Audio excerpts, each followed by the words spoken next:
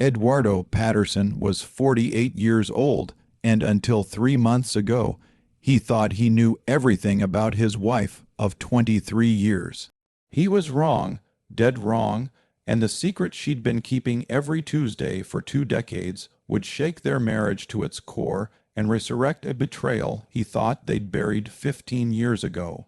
It started the way most suspicions do, with something small, something so insignificant that most people would brush it off. But once Eduardo noticed it, he couldn't unsee it. Alida left the house every Tuesday at exactly 10:47 a.m. Not 10:45, not 10:50, 10:47, like clockwork. For 20 years, Eduardo was an operations manager at a mid-size manufacturing firm outside Chicago. The kind of job that paid the bills but didn't make headlines. Alida worked part-time as a bookkeeper for a dental practice. Flexible hours that let her manage her own schedule. They lived comfortably in their 3-bedroom house in Naperville. Not rich but stable, 2 kids, both in college now, a decent life, an honest life, or so Eduardo thought. The Tuesday routine hadn't bothered him for years. Everyone has their patterns, right? Alida said she ran errands, hit the grocery store, grabbed lunch with her sister occasionally. Normal stuff. He'd been working from home more often since the pandemic, and that's when he started noticing the precision of it all. 10:47 a.m. Every single Tuesday, she'd grab her purse, check her phone, and disappear for exactly 2 hours and 13 minutes. He'd timed it without meaning to, his project manager brain automatically tracking patterns. At first, Eduardo felt ridiculous for even paying attention. This was Alida, his Alida, the woman who'd stood by him through his father's death, through the layoff in 2015, through their daughter's medical scare. The woman who still left him little notes in his lunch bag and remembered how he liked his coffee, but something nagged at him. Something he couldn't quite name. Then came the Tuesday morning that changed everything. It was early November, unseasonably cold for Illinois. Eduardo had called in sick to work, a legitimate stomach bug that had kept him up most of the night. Alida had been attentive, bringing him ginger ale and crackers, checking his temperature. Around 10:30 a.m., she came into the bedroom, already dressed in her nice jeans and the navy blue cardigan he'd bought her last Christmas. "I'm heading out for a bit, honey," she said, her voice casual. "Need anything while I'm out?" Eduardo shook his head, watching her from the bed. "Where are you going?" The question hung in the air for half a second too long. Alida's smile didn't quite reach her eyes. "Just errands, the usual." "Which usual errands, Eduardo?" She laughed, but it sounded forced. "Since when do you interrogate me about grocery shopping?" "I'm not interrogating, I'm asking." "Bank, post office, maybe grab some coffee." She kissed his forehead. "I'll be back around 1. She left at 10:47. "I am exactly." Eduardo lay there for 10 minutes, his stomach churning with something that had nothing to do with the flu. The bank, she'd said the bank, but their accounts were all online now. They'd switched to mobile deposit years ago. Alida hadn't stepped foot in a physical bank branch in years, as far as he knew. Why would she go every Tuesday? He got out of bed, moving carefully on shaky legs. Through the bedroom window, he watched Alida's silver Honda CR-V pull out of the driveway. Something was wrong. Something had been wrong for a long time, and he'd been too comfortable, too trusting to see it. Eduardo grabbed his phone and pulled up their bank app. Joint checking account, normal activity, groceries, utilities, the usual stuff. Savings account, steady, nothing unusual. He checked their credit card statements next, scrolling through weeks of transactions.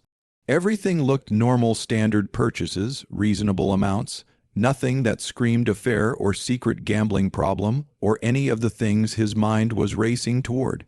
But if everything was normal, why did his gut feel like it was tied in knots? He thought about his brother's words from 5 years ago at a family barbecue after too many beers. "Man, you're lucky Alida is so stable. My ex-wife had a secret credit card I didn't find out about until the divorce. $23,000 in debt. Can you imagine?" Eduardo remembered laughing it off, defending Alita, saying she'd never do something like that, and he'd believed it. Still believed it, Alita wasn't reckless. She was practical, organized, methodical. That was one of the things he'd always loved about her. But methodical people don't drive somewhere every Tuesday for 20 years without a reason. If you enjoy stories of shocking family secrets, hidden betrayals, and the cold-blooded truth that tears marriages apart, like this video and kindly subscribe to the channel now. There are brand new stories here every day that you will enjoy, each one more intense than the last one you watched. And tell me where you are watching from and what is interesting about your city.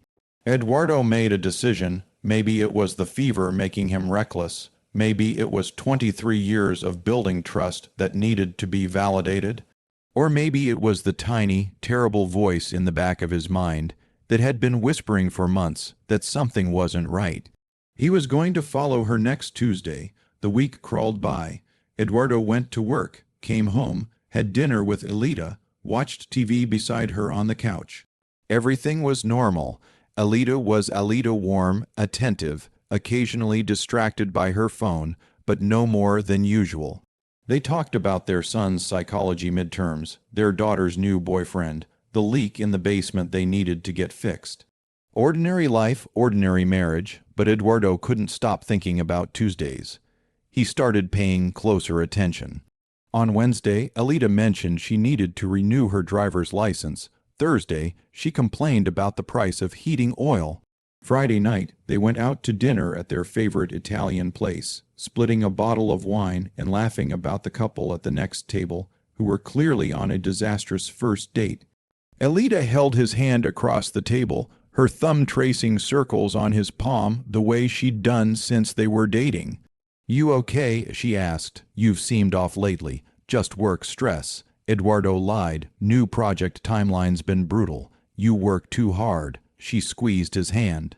"Promise me you'll take it easier." He promised and hated himself for lying. Monday night, Eduardo barely slept. He lay beside Alita, listening to her steady breathing, watching the rise and fall of her shoulders in the darkness. Who was this woman? Did he really know her at all? Or had he been sleepwalking through their marriage, assuming loyalty meant truth? Tuesday morning arrived cold and gray. Eduardo called his assistant at 7:30 a.m., saying he needed to work from home for the day. A client call that required privacy and quiet. It wasn't entirely a lie. He did have calls scheduled, but he moved them to the afternoon. Alita made them breakfast, scrambled eggs and toast, chatting about a funny TikTok video their daughter had sent her. She was wearing different clothes than usual, not her typical Erin, drunning outfit of leggings and a sweatshirt, but dark slacks and a burgundy blouse. "Nice clothes, clothes you'd wear if you wanted to look put together. You look nice," Eduardo said, trying to keep his voice neutral. "This old thing," Alita laughed. "I have a lunch thing with Linda later. Didn't want to look like a slob." Linda, her sister. That checked out, or did it? Eduardo realized he hadn't actually spoken to Linda in weeks, maybe months. At 10:45 a.m., Eduardo was in his home office, positioned where he could see the driveway through the window. His laptop was open to a spreadsheet he wasn't actually reading. His car keys were in his pocket. His heart was hammering against his ribs. 10:47 a.m., right on schedule, Alita walked out the front door, purse over her shoulder, phone in hand. She climbed into her CR-V, backed out of the driveway, and headed east toward downtown Naperville. Eduardo waited exactly 90 seconds. Then he grabbed his jacket and followed. He kept 3 cars back, feeling ridiculous and cinematic and terrified all at once. This was his wife, his partner, the mother of his children, and here he was tailing her like a private investigator in a bad movie. But he couldn't stop, not now, not when he was this close to understanding what the hell had been happening. Every Tuesday for 20 years, Alita's car turned onto Washington Street, then onto Jefferson Avenue. Eduardo's pulse quickened. She was heading downtown toward the cluster of businesses and shops near the old courthouse. She passed the grocery store, past the coffee shop where she claimed to meet Linda, kept driving, then she pulled into a parking lot Eduardo knew well. Too well, First National Bank. She'd been telling the truth. She really was going to the bank, but why? Eduardo parked across the street in front of a sandwich shop, positioning himself where he could watch the bank entrance without being obvious. Alida got out of her car, straightened her blouse, and walked inside, not rushed, not nervous, like she'd done this 1,000 times before, because she had every Tuesday for 20 years. Eduardo checked his watch, 11:02 a.m. He'd give her 20 minutes. If she came out in 20 minutes, maybe this was nothing. Maybe she had some perfectly rational explanation. Maybe he was being paranoid and stupid, and he'd owe her the world's biggest apology. But something told him 20 minutes wouldn't be enough. He was right. 45 minutes passed, then an hour. Eduardo sat in his car watching the bank entrance, his mind spinning through possibilities. Was she taking out cash? Meeting someone there, working with a banker on some secret account? The rational part of his brain kept insisting there had to be a reasonable explanation.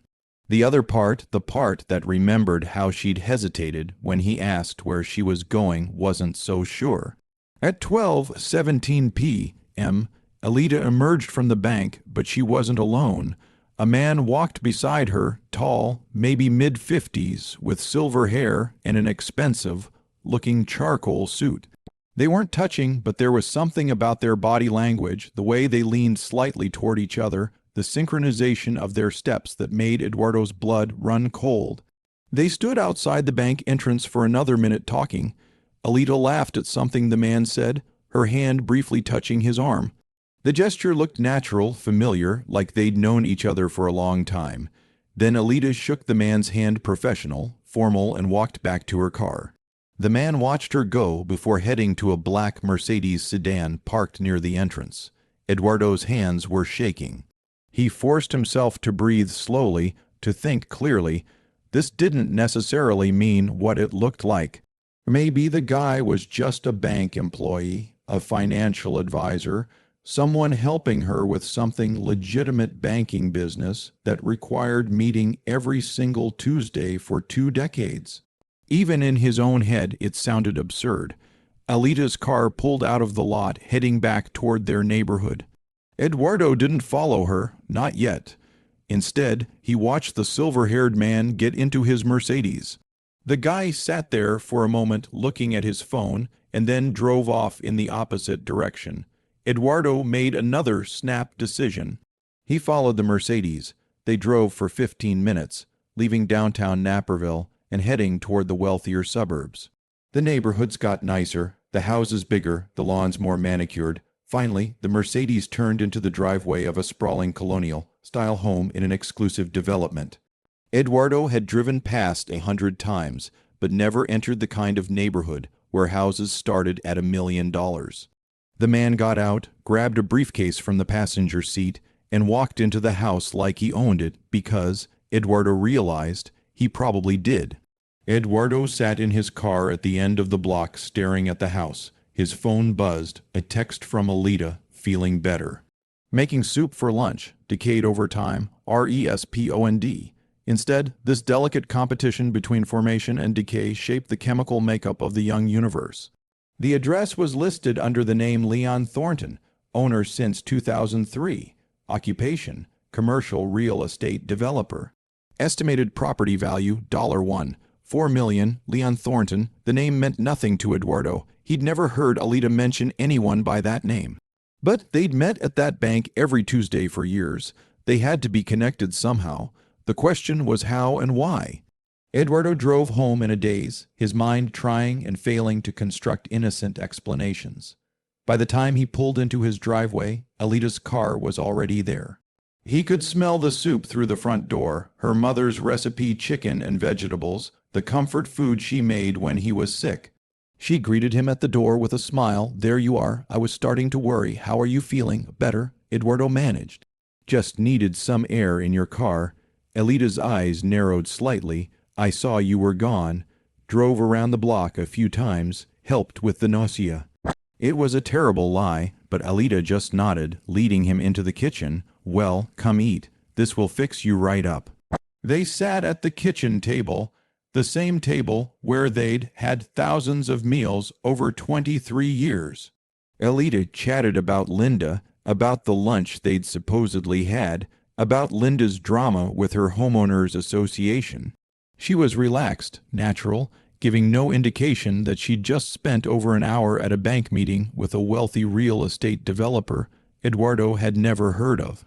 Eduardo played along, responding when appropriate, but his mind was elsewhere, calculating, planning. He needed more information. He needed to understand what he'd seen before he confronted her, because once he asked the question, once he opened that door, there was no closing it again. After lunch, Alida kissed his forehead and said she had work emails to catch up on. She disappeared into their small home office, leaving Eduardo alone with his thoughts and the remains of the soup neither of them had finished. He pulled out his phone and opened a new search, Leon Thornton, Chicago. The results loaded slowly, each second feeling like an hour. What Eduardo found made his stomach drop. Leon Thornton was more than just a wealthy developer.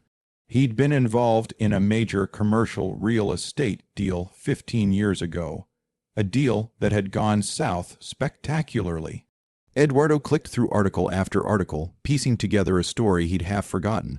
A shopping center development that had collapsed, investors losing millions, lawsuits flying in every direction. It had been all over the Chicago news in 2009, 15 years ago.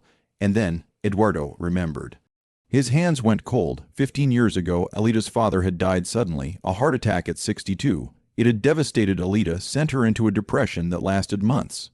Eduardo had been there for every tear, every sleepless night, every moment of grief. But there had been something else that year, something about her father's estate. Eduardo stood up and walked to their bedroom, to the filing cabinet where they kept important documents. He rifled through folders until he found the one marked estate, Robert Brennan, Alida's father. The papers were old, yellowed at the edges. Eduardo scanned through them, looking for something he'd never paid attention to the first time. Most of it was standard property transfer, life insurance payout, retirement accounts distributed to Alida and her sister. Nothing unusual. Then he found it, a single sheet tucked between the last two pages, a promissory note signed by Robert Brennan, dated March 2008, for $185,000 made out to Leon Thornton. Eduardo sank onto the bed, the paper trembling in his hands. His father-in-law had owed Leon Thornton $185,000, and from the date, it looked like that debt had been tied to the shopping center development that had collapsed. Robert Brennan had been an investor, one of the people who'd lost everything, but he'd signed a promissory note, which meant he'd borrowed money from Thornton personally. And then he died less than a year later, leaving Alida and Linda to deal with the aftermath. The Tuesdays suddenly made sickening sense. Alida had been paying off her father's debt for 20 years. Every Tuesday at 10:47 a.m., she'd been meeting with Leon Thornton at that bank, making payments, keeping a secret that would have changed everything Eduardo thought he knew about their marriage. But the math didn't add up. 20 years of payments, even small ones, should have cleared $185,000 by now. Unless there was interest, unless there were penalties, unless Alida had been paying the bare minimum just to keep Thornton from taking legal action against her father's estate, against their family. Eduardo's mind raced through the implications. The sacrifices Alida must have made, the extra shifts at work, the way she'd always been so careful with money, so insistent they didn't need expensive vacations or fancy cars. He'd thought she was just practical, but she'd been carrying a crushing debt in secret, protecting him and their children from a burden that wasn't even hers to bear. And she'd never told him, not once in 20 years. Eduardo heard footsteps in the hallway. Alida appeared in the doorway, stopping when she saw him sitting on the bed with the estate folder open beside him. Her face went pale, Eduardo. Her voice was thin, How much do you still owe him? Eduardo's voice came out flat, controlled, dangerous. Alita's eyes filled with tears. I can explain. How much, Alita? She closed her eyes. When she opened them again, something had broken behind them, something that had been holding back the weight of 2 decades. $47,000, she whispered.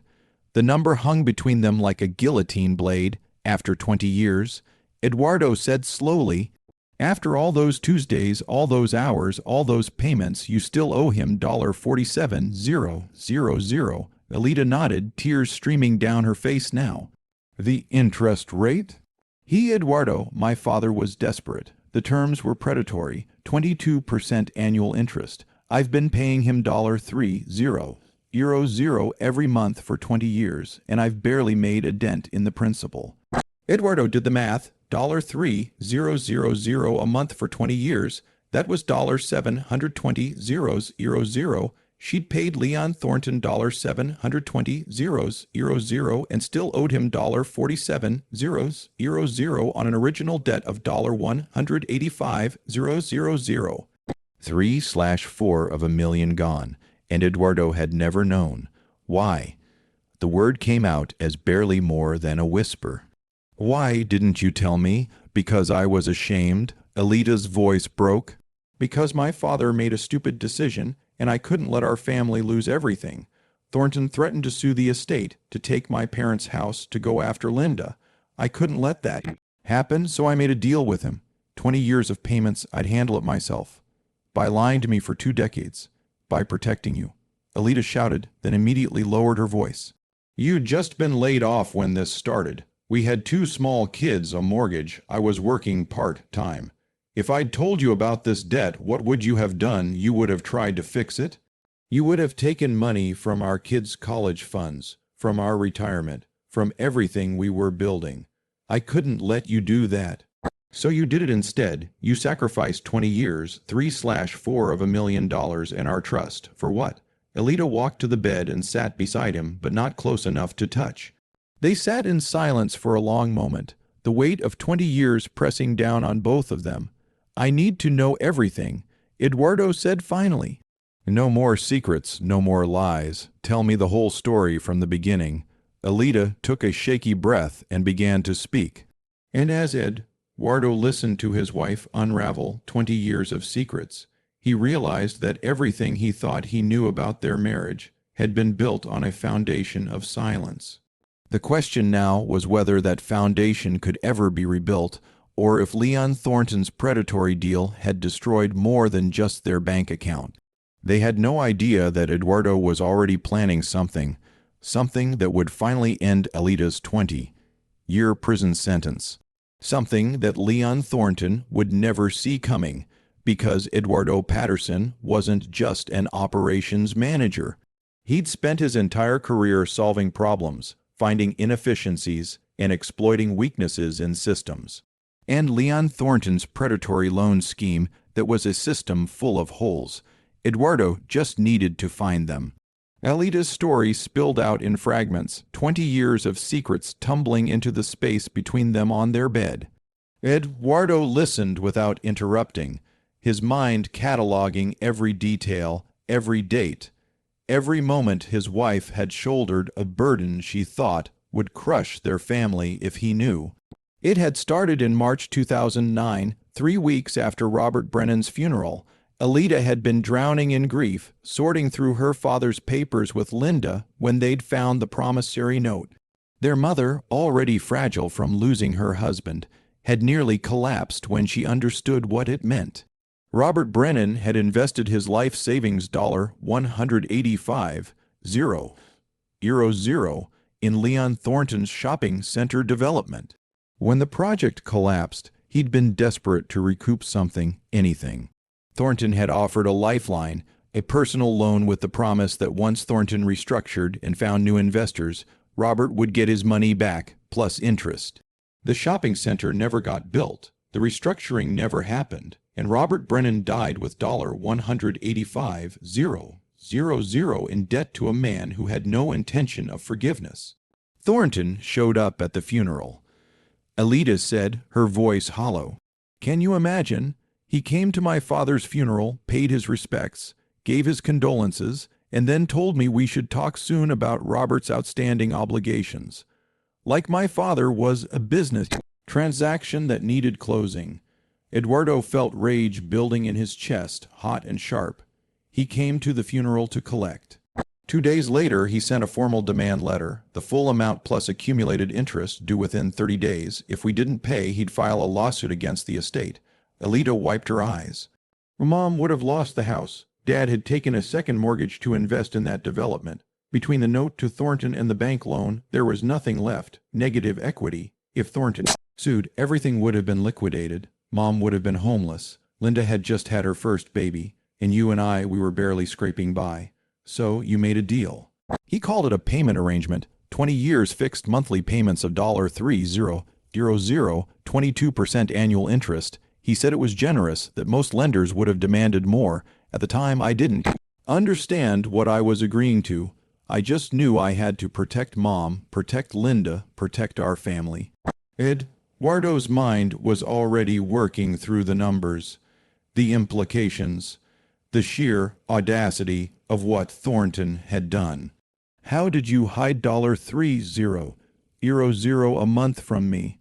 I took a second job. Remember when I started doing bookkeeping for Dr. Patterson's dental practice? That wasn't my only client. I had 3 other clients I never told you about. Small businesses. That paid cash. I worked nights after you went to bed, weekends when you were watching the kids. Every penny I made went straight to Thornton. 20 years of stolen sleep. 20 years of working herself to exhaustion. 20 years of lying about where she was every Tuesday morning. The bank meetings, Eduardo said, why there, why every Tuesday? Thornton's requirement, he wanted cash payments in person every week. Said it kept me accountable. The bank was neutral ground, he'd meet me there. I'd hand over an envelope with the week's payment. He'd give me a receipt and we'd both leave. $1, $200 a week every Tuesday like clockwork, for 20 years. Alida nodded. I thought I could pay it off faster. I thought if I worked hard enough, made enough money, I could clear it in 10 years, maybe 15. But the interest kept eating everything. Last year, I finally paid down enough that the interest stopped compounding as fast. I'm in the final stretch now. 18 more months and it's done. $47,000 left and then I'm free. Eduardo stood up, pacing the bedroom. His wife had been living in a prison of debt for 2 decades, and he'd been completely oblivious. Every time he'd suggested they splurge on a vacation, every time he'd wanted to upgrade their car or renovate the kitchen, Alida had gently redirected them toward more practical choices. He thought she was just sensible. He hadn't known she was bleeding money to a predator who'd shown up at her father's funeral to collect. Why didn't you just tell me after a few years? Eduardo asked. Once we were more stable. Once we could have handled it together. Because by then I'd already lied to you for so long. How do you come back from that? How do you tell your husband, oh, by the way, I've been secretly funneling $3,000 a month to a loan shark for 5 years. Hope you're not mad. Every year that passed made it harder, and every year I told myself I was almost done. Just a few more years, just a little longer, I could handle it myself. Alida looked up at him, her face streaked with tears. I know I should have told you. I know it was wrong to keep this from you. But Eduardo, I need you to understand. I did it because I love you, because I couldn't stand the thought of this destroying us. Instead, you let it destroy you. The silence that followed was deafening. Eduardo walked to the window, looking out at their quiet suburban street. Reasonable houses, reasonable cars, reasonable lives. Everyone playing by reasonable rules. Except Leon Thornton didn't play by any rules but his own. He'd built his $1 million house on the backs of people like Robert Brennan and Alida Patterson, people who trusted him, believed in him, and paid for that trust with their savings, their time. Their lives. I need to see the documentation. Eduardo said finally, every receipt, every payment record, every piece of paper Thornton gave you. Can you get them? Alida hesitated. Why? Because I'm not letting you make 18 more payments. I'm not letting that bastard take another dollar from our family. Eduardo turned to face her. You've been fighting this alone for 20 years. That ends today. Now we fight together. Something shifted in Alida's expression, hope maybe, or fear, possibly both. She walked to the closet and pulled down a shoebox from the top shelf. Inside were hundreds of small receipts, each one handwritten in the same neat script, dated and signed by Leon Thornton. 20 years of evidence, carefully preserved. Eduardo took the box and began sorting through the receipts. Every Tuesday, $1, $200 acknowledged and recorded. He pulled out his laptop and started building a spreadsheet, entering dates and amounts, calculating the actual interest paid versus what should have been paid on a legitimate loan. The numbers told a story that made his blood boil.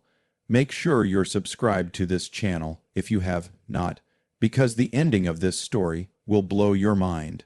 And drop a comment below telling me what you think Eduardo should do next. Over the next week, Eduardo became obsessed. He took personal days from work, claiming a family emergency that wasn't entirely a lie. He built detailed financial models, researched Illinois usury laws, and dove into Leon Thornton's business history. What he found was a pattern that went far beyond Alida's father. Thornton had been running the scheme for decades. The failed shopping center development had been one of many projects that had collapsed under mysterious circumstances. Each time, small investors lost everything, while Thornton walked away with cash and new opportunities to offer private financing to desperate people trying to recoup their losses. It was elegant in its cruelty: create the crisis, then profit from it by offering solutions that weren't solutions at all, but just different versions of the same trap. Eduardo found 7 other lawsuits filed against Thornton over the years, all settled out of court with confidentiality agreements. He found complaints with the Better Business Bureau that had gone nowhere. He found a pattern of predatory lending disguised as friendly assistance, of interest rates that should have been illegal but were structured just carefully enough to slip through loopholes in state law, and he found something else, something that made him smile for the first time in days. Leon Thornton was currently under investigation by the Illinois Department of Financial and Professional Regulation. Not for the old loans; those were technically legal, if morally reprehensible, but for a new commercial lending operation he'd started in 2022. Someone had filed a complaint about deceptive practices, and the state regulators were quietly building a case. Eduardo picked up his phone and called the number listed for the investigator handling the case. It went to voicemail. He left a detailed message explaining who he was and that he had documentation of Thornton's lending practices going back 20 years.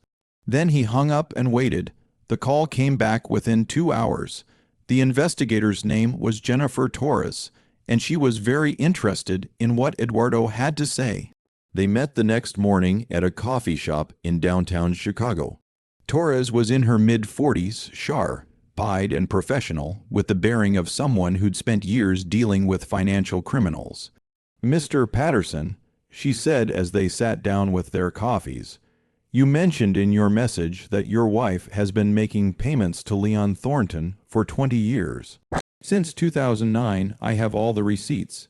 Eduardo pulled out the shoebox, every payment documented, $720,000 paid on an original debt of $185,000. She still owes him $47,000. Torres's eyebrows went up. She pulled out several receipts, examining them carefully. "These are all cash payments, every one. He insisted on cash in person every Tuesday, which means no bank records, no paper trail beyond these handwritten receipts." Torres smiled, but it wasn't a happy expression. That's Thornton's signature move: cash transactions that are hard to track, hard to prove, hard to use against him. But these receipts. She held one up to the light. "This is gold, Mr. Patterson. This is exactly what I need. I don't understand. How is this different from the other loans he's made?" Because of timing, Illinois changed its usury laws in 2011, closing several loopholes that predatory lenders had been exploiting. Thornton's loan to your father-in-law started in 2008, before the change. But here's the thing: He renewed the terms in 2014. Torres pulled out one of the receipts from that year. See this notation, loan restructured per agreement. That's a new contract, which means it falls under the 2011 laws, and under those laws, his interest rate is illegal. Eduardo felt something unfold in his chest, hope, sharp and bright. So, what does that mean? It means that every payment your wife made after 2014 was on an illegal loan, which means those payments could be considered void, which means Leon Thornton might owe your wife a substantial refund. Torres leaned forward, but I need your wife to testify. I need her to tell her story on the record as part of the investigation. Can she do that? Eduardo thought about Alida, about the shame and fear she'd been carrying for 20 years, about the way she'd protected him and their children by shouldering a burden that should never have been hers, about the look in her eyes when she'd finally told him the truth. She can do that, Eduardo said. She's stronger than anyone knows. Torres nodded. Then let's take this bastard down. The next Tuesday, Alida didn't go to the bank. For the first time in 20 years, she stayed home at 10:47 a.m., sitting at the kitchen table with Eduardo, drinking coffee and waiting for her phone to ring. It rang at 11:03 a.m. Leon Thornton. Alida stared at the screen, her hand shaking. Answer it, Eduardo said. On speaker. Alida accepted the call. Hello, Alida.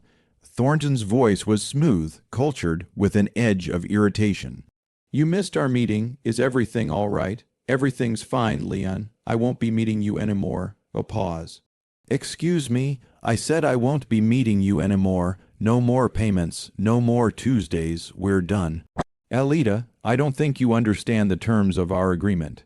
You still owe me $47,000. If you default now after all these years, I'm not defaulting, I'm calling in an illegal loan.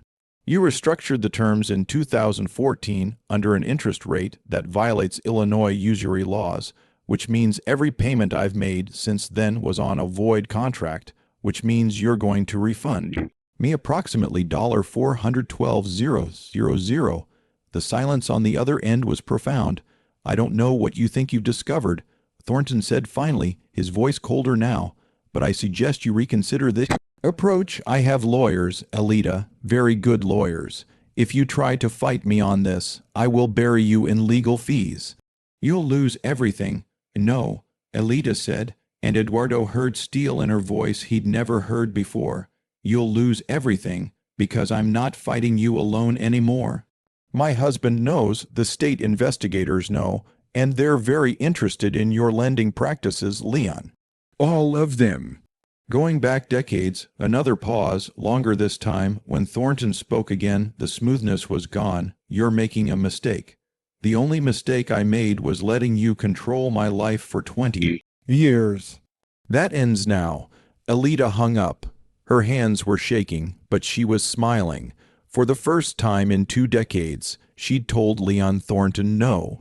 Eduardo reached across the table and took her hand. How do you feel? Terrified, exhilarated, free. Alida laughed, a sound that was half sob. What happens now? Now we wait for Torres to do her job. She's bringing in the full weight of the state regulatory system. They'll audit Thornton's records, interview his other victims, build a case that he can't bite or threaten his way out of. And if he comes after us, if he tries to, he won't, because anything he does now just adds to the case against him. He's smart enough to know when he's caught. At least I hope he is. But Eduardo underestimated Leon Thornton's arrogance and his desperation, because men like Thornton don't go down quietly. They fight, they scheme, they do whatever it takes to protect their empires, even if it means destroying innocent people in the process.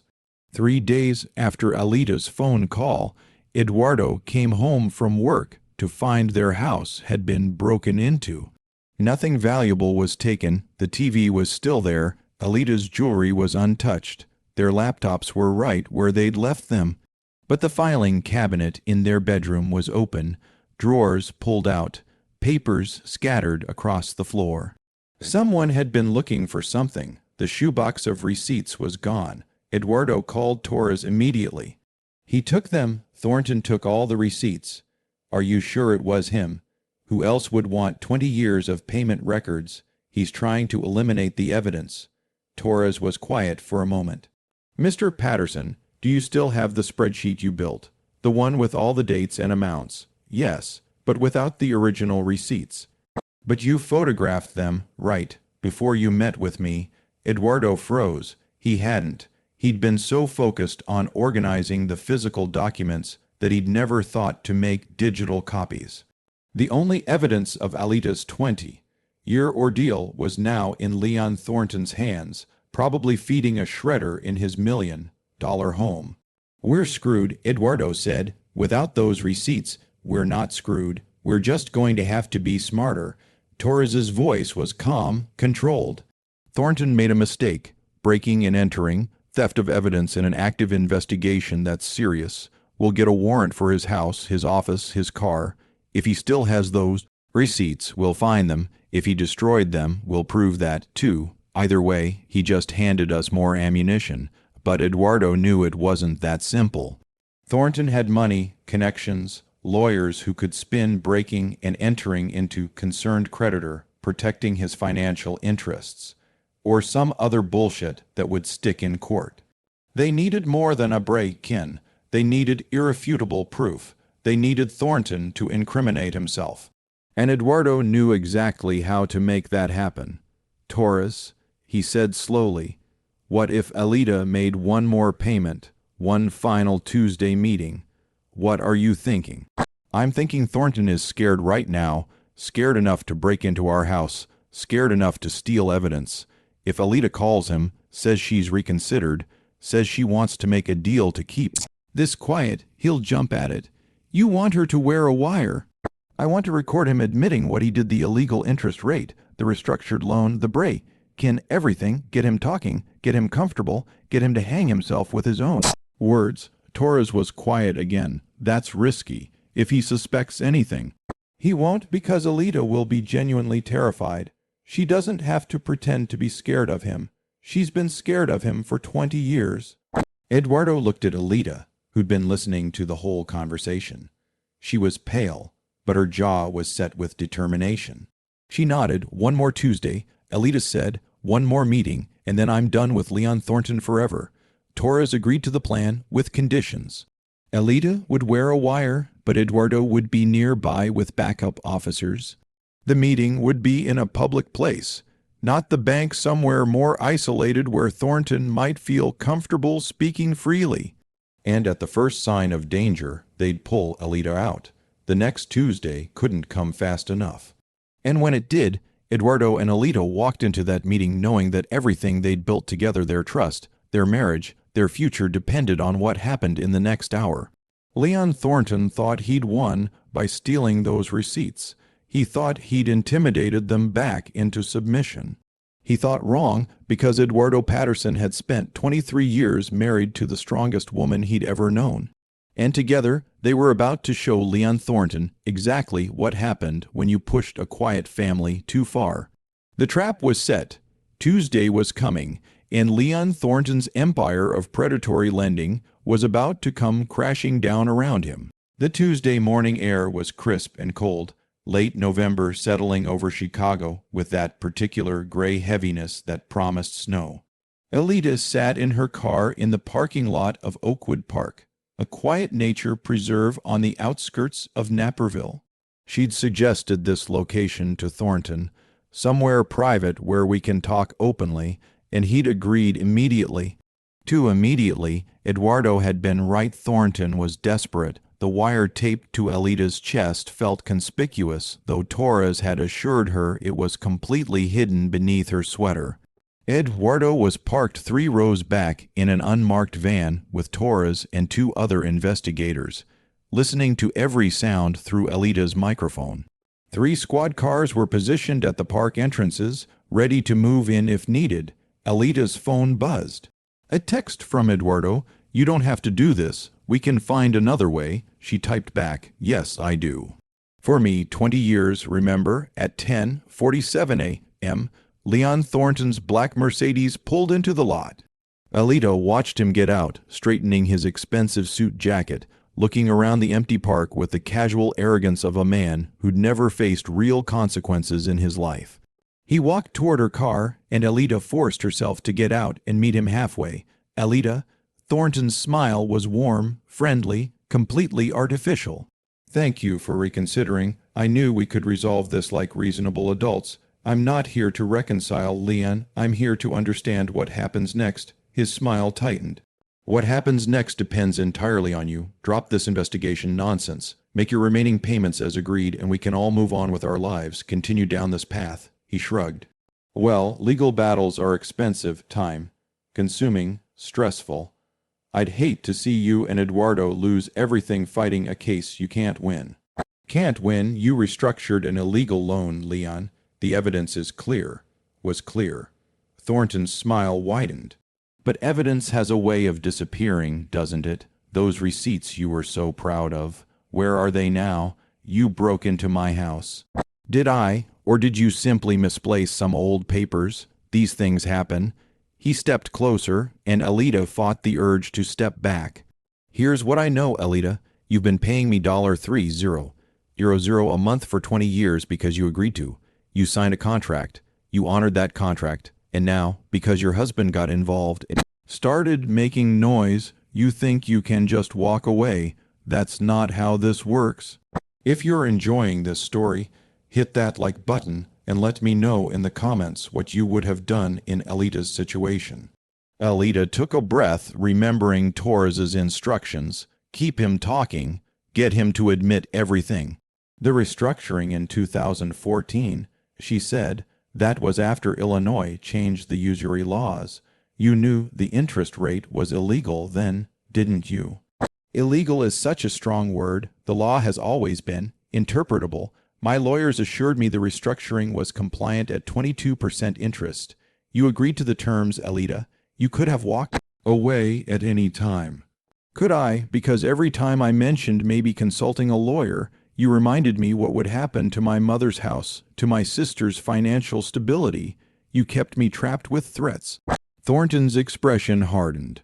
I kept you trapped. You came to me, remember. You begged me for a payment plan. I could have demanded the full amount immediately and buried your family in lawsuits. Instead, I gave you a chance to settle the debt honorably. If that feels like a trap to you, maybe you should reconsider your definition of generosity. Generosity? You've taken $720,000 from me on a debt of $185,000 plus interest, plus administrative fees, plus the considerable inconvenience of tracking payments for 20 years. Thornton pulled out his phone.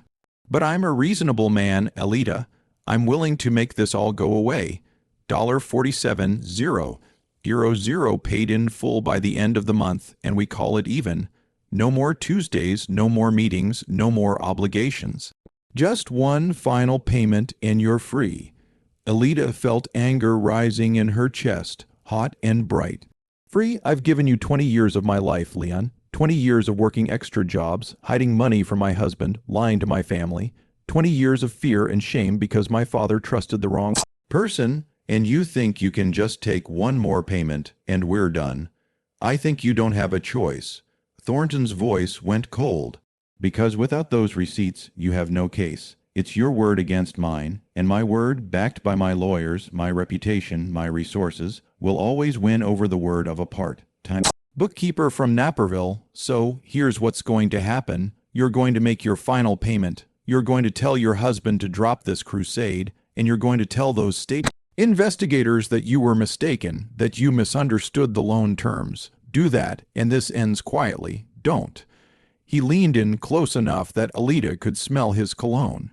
Don't, and I will destroy you, your marriage, your family, your reputation. I have connections, Alida, judges, prosecutors, reporters. By the time I'm done, Eduardo will believe you were having an affair with me for 20 years. Your children will read about it in the news. Your mother will die knowing her daughter was a liar and a cheat. Is that what you want? Alida stared at him, this man who'd held power over her for 2 decades. This man who'd profited from her father's death, from her fear, from her love for her family and something inside her. Something that had been compressed and contained for 20 years finally broke free. You know what, Leon? You're right about one thing. I don't have the receipts anymore. You stole them when you broke into my house, but here's what you're wrong about." Alida smiled, and it was genuine. "You think you're the only one who can make threats. You think you're the only one with connections. My husband spent the last 2 weeks building a case against you that goes far beyond my father alone. He found 7 other families you've victimized. He found documentation of your patterns going back 30 years, and he gave all of it to the Illinois Department of Financial and Professional Regulation." Thornton's face went pale. "You're bluffing." "Am I? Jennifer Torres sends her regards, by the way. She's very interested in your lending practices, especially the new operation you started in 2022. Turns out threatening small business owners into predatory loans is frowned upon by state regulators. Who knew? You have nothing. No evidence, no case, no. I have your confession." Alida tapped her chest, right where the wire was hidden. "Every word you just said, the threats, the break-in, the illegal interest rate, all of it, recorded, admissible, game over, Leon." The color drained from Thornton's face. He took a step back, his eyes darting around the parking lot as if seeing it for the first time, the unmarked van, the patrol cars at the exits, the trap closing around him. "You set me up. I got you to tell the truth. There's a difference." Alida raised her voice slightly. "Did you get all that?" The van doors opened. Jennifer Torres stepped out, followed by Eduardo and 2 uniformed officers. They walked across the parking lot with the purposeful stride of people who'd been waiting for this moment. "Leon Thornton," Torres said, pulling out her badge. "I'm Special Investigator Jennifer Torres with the Illinois Department of Financial and Professional Regulation.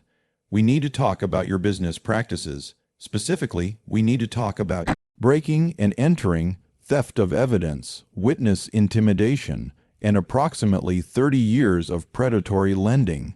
Thornton looked at Alida, and for the first time since she'd met him 15 years ago, she saw something other than confidence in his eyes. She saw fear. "You don't understand what you've done," he said quietly. "Do you have any idea how powerful my friends are, the lawyers I can hire? You think this is over, but it's just beginning. I will tie you up in court for years. I will. You'll do nothing." Eduardo said, stepping forward. He'd been silent until now, letting Alida have her moment, but his voice carried an edge that made Thornton stop mid-sentence. "Because you're friends, your lawyers, they're not going to help you when the state brings criminal charges. They're not going to help you when the other families you victimized come forward. And they're certainly not going to help you when every reporter in Chicago hears about the wealthy developer who made his fortune stealing from grieving families." Torres nodded to the officers. "Mr. Thornton, we're going to need you to come with us. You're not under arrest yet, but we have questions that require answers. I suggest you cooperate fully." As the officers escorted Thornton to an unmarked car, he looked back at Alida one last time. "This isn't over." "Yes," Alida said quietly. "It is." They watched the car drive away, Thornton's face pale through the window. Alida felt Eduardo's hand slip into hers, warm and solid and real.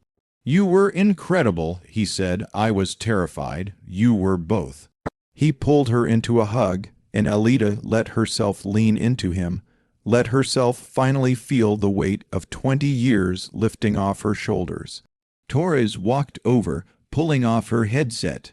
"We got everything we needed. The confession alone is enough to start criminal proceedings. Add in the break-in, the threats, and the documentation your husband compiled." She smiled. "Leon Thornton is going to be very busy for the next few years. What happens now?" Alida asked. "Now we build the case, interview the other victims your husband identified, audit Thornton's financial records. It'll take time, but I'm confident we can prove a pattern of predatory lending that spans decades. As for your specific situation," Torres pulled out a folder. "Based on what we've uncovered, I believe you're entitled to a full refund of all payments made after the 2014 restructuring. That comes to approximately $412,000, plus potentially more if we can't prove coercion in the original loan agreement. $412,000. Alida felt dizzy. "I never thought I Never believed I'd see any of it back. Believe it? Men like Thornton build their empires on the assumption that people like you won't fight back. You proved him wrong. Torres closed the folder. It'll take some time to process everything through the courts, but I'll keep you updated on our progress. In the meantime, go home, be with your family, stop going to banks on Tuesday mornings. Alida laughed, a sound that was part relief, part disbelief, part joy. I think I can manage that. The next few weeks passed in a blur of legal proceedings, interviews, and news coverage. The story broke in the Chicago Tribune first. Wealthy developer accused of decades-long predatory lending scheme. By the end of the week, every major news outlet in Illinois was running variations of the story. Reporters camped outside Thornton's house, photographing the for sale sign that went up on his lawn. His commercial real estate company lost 3 major contracts within days. His country club membership was quietly revoked. But the most satisfying moment came 6 weeks later, when Alida and Eduardo sat in a downtown Chicago courtroom and watched Leon Thornton stand before a judge to answer formal charges: criminal usury, wire fraud, witness intimidation, breaking and entering. The list went on, each charge carrying years of potential prison time. Thornton's lawyers had tried everything: motions to dismiss, claims of procedural errors, arguments about the admissibility of the recorded conversation. Nothing worked. The evidence was too strong, the pattern too clear, the confession too damning. The judge set bail at $500,000. Thornton's face, watching him realize he'd have to liquidate assets just to stay out of jail pending trial, was something Alida would remember forever. Outside the courthouse, Torres pulled them aside. I have news. The state's attorney is offering Thornton a plea deal. If he agrees to surrender his lending license, pay full restitution to all identified victims, and accept a suspended prison sentence with 5 years probation, they'll drop the most serious charges. What does that mean for us? Eduardo asked. It means you'd get your money back faster.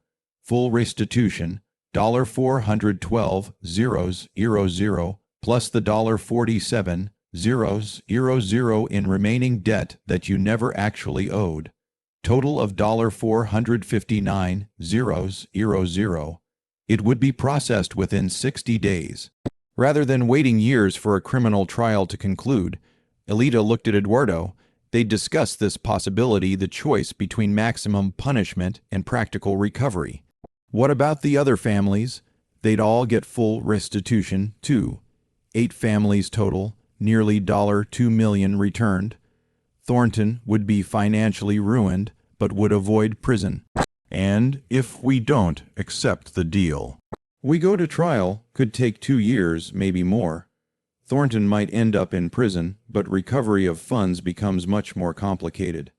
His assets could be tied up in appeals indefinitely. Alida thought about Leon Thornton in prison, thought about the satisfaction of watching him behind bars. Then she thought about the other families, people who'd been victimized just like her, waiting years for justice that might never fully come. Take the deal, Alida said. Get everyone their money back. That's what matters. Torres nodded. I'll let the state's attorney know you're making the right choice. 2 months later, on a Tuesday morning, the timing felt cosmically appropriate. Alida received a direct deposit for $459,000. She and Eduardo sat at the kitchen table, staring at their bank app, watching the number that had seemed impossible become real. What do we do with it? Alida asked. Eduardo had already been thinking about this. The kids' college loans, pay them off completely. Put some in retirement. Take that vacation we've been putting off for 20 years, and maybe, he reached across the table to take her hand, maybe we use some of it to help other people who got caught in situations like yours. Families dealing with predatory lenders, people who don't know their rights. Alida smiled. A foundation, like a real organization. Why not? You spent 20 years helping a predator. Now you can spend the next 20 helping his victims. The idea took root quickly. Within 6 months, the Brennan Foundation for Financial Justice was officially incorporated, funded partially by Alida's restitution and partially by donations from the other families Thornton had victimized. They hired lawyers to provide free consultations for people dealing with suspicious loans. They created educational programs about financial literacy and predatory lending warning signs. They worked with Torres and other state investigators to identify and report other schemes before they could trap families the way Thornton had trapped the Brennans. Alida discovered she was good at it: the advocacy, the education, the patient work of helping people understand their rights and find their courage. She'd spent 20 years hiding.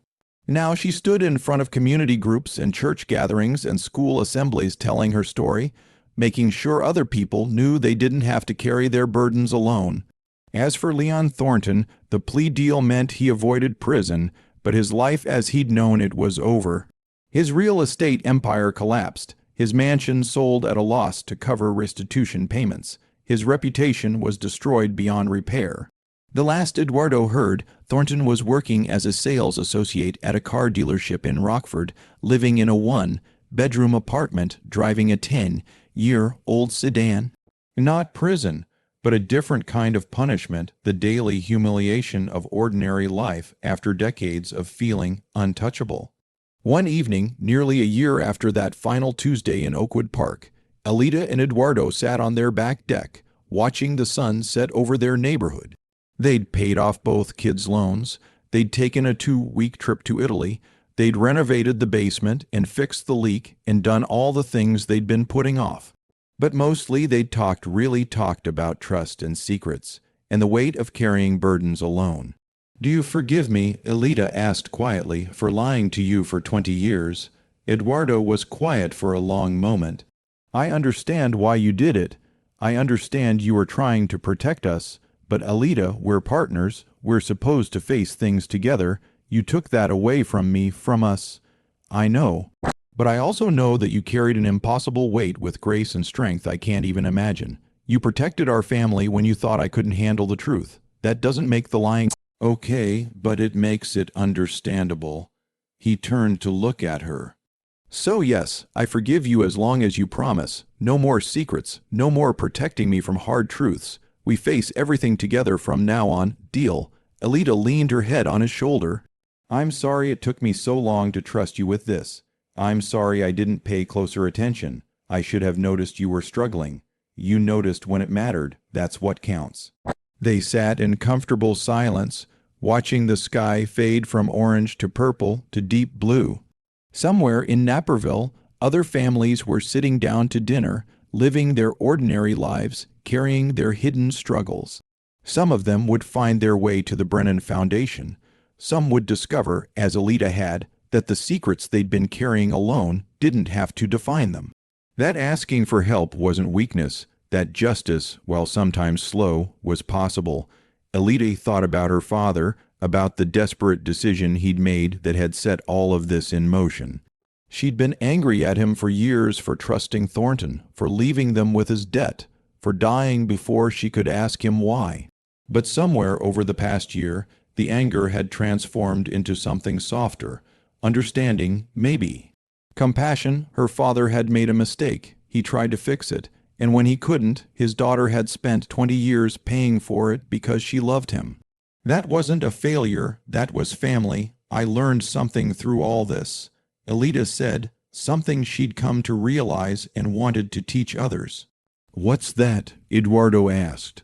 "That revenge isn't about destroying the people who hurt you. It's about refusing to let them destroy you. Thornton took 20 years of my life, but he didn't take my integrity. He didn't take my love for you and the kids. He didn't take the person I am underneath all that debt and fear. In the end, I won because I stayed myself, and he lost because he forgot how to be human." Eduardo squeezed her hand. "That's what you should tell people. That's the lesson they need to hear. Think anyone will listen. I think you'd be surprised how many people are carrying their own Tuesday morning secrets, waiting for someone to tell them it's okay to ask for help, to fight back, to stop letting predators define their worth." He smiled. "You're going to help a lot of people, Alida Patterson." She smiled back. "We're going to help a lot of people together."